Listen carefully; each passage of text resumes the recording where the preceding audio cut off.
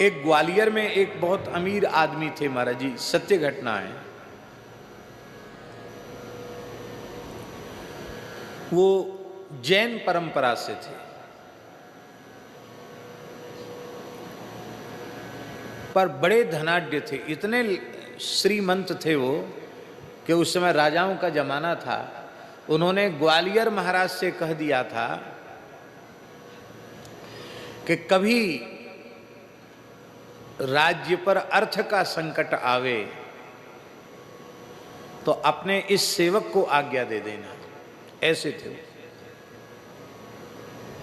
राजा कोई कमजोर आदमी होता है क्या? ग्वालियर के राजा को कह दिया था कि कभी कोई धन की जरूरत पड़े, आवश्यकता पड़े तो आपका सेवक है। इतना धन था उन पर। 4 घोड़ों की बग्घी पर वो चलते थे। सुनी सुनाई बात सुना रहे हैं। उनको कपड़ा पहनाने वाले सेवक अलग थे, उनकी धोती संभालने वाले, कपड़े संभालने वाले, उनकी मूछ बीच बीच में ठीक करने वाले सेवक अलग थे, जो मूछ ठीक करते थे। बढ़िया।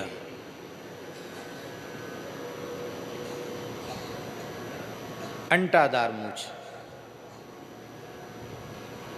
बढ़िया पाग बांधते थे। अमीर आदमी थे, बड़े आदमी थे। जैन होते हुए भी सनातन धर्म की सभी पूजा पाठ वो करते थे।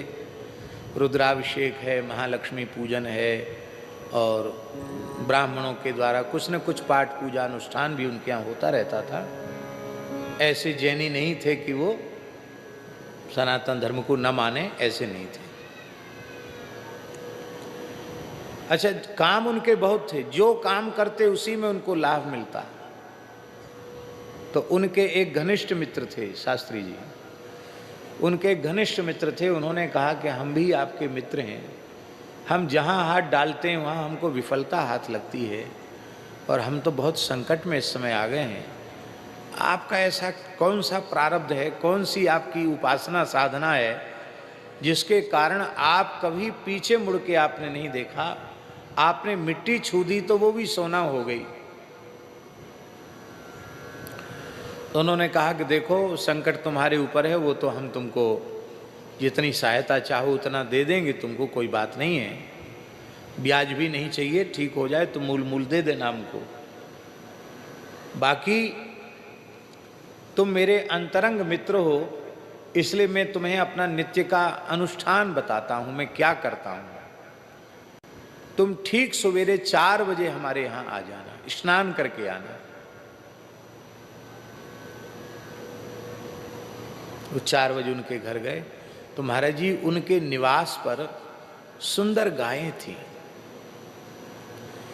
और वे इतने बड़े आदमी, जिनकी मूछ संभालने वाले, जिनके कपड़े संभालने वाले भी नौकर थे, जो अपने हाथ से कुछ नहीं करते थे।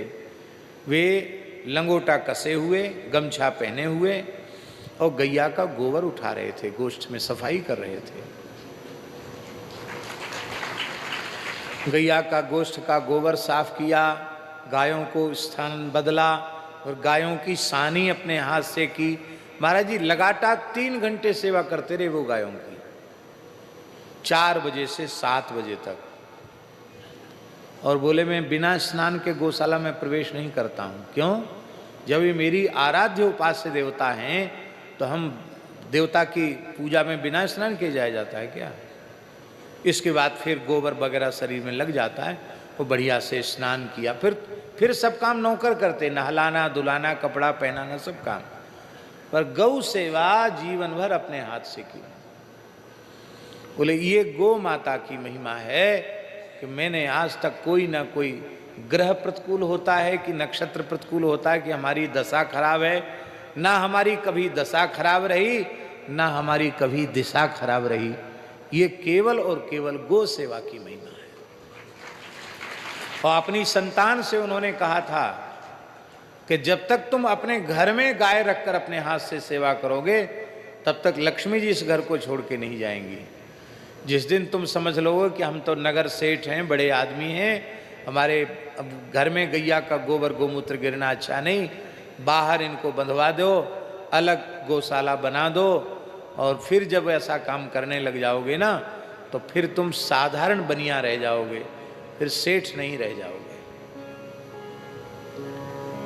वो परिवार आज भी है लेकिन अब सेठ नहीं है।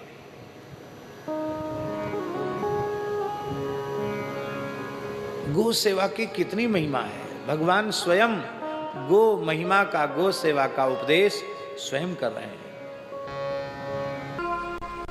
राम कृष्ण की प्यारी गैया सारे जग की माता